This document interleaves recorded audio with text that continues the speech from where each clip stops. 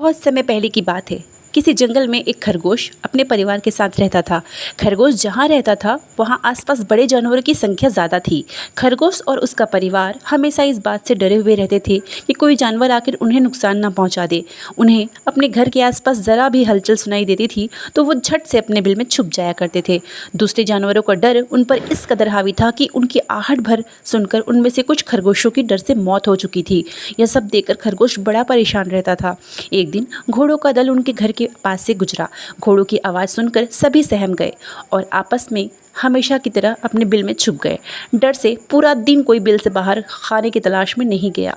अपने परिवार को इस हालत में देखकर खरगोश बेहद दुखी हुआ। उसने भगवान को कोसते हुए कहा कि हे भगवान, आपने हमें इतना कमज़ोर क्यों बनाया है? इस तरह जीने का क्या फ़ायदा है जिससे हर दिन अपनी जान को लेकर डर और भय बना रहता है।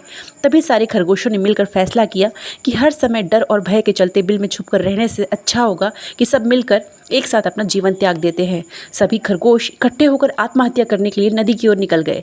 नियत समय पर खरगोश और उसका पूरा परिवार नदी के पास पहुंचे। नदी के पास कई सारे चूहे के बिल थे।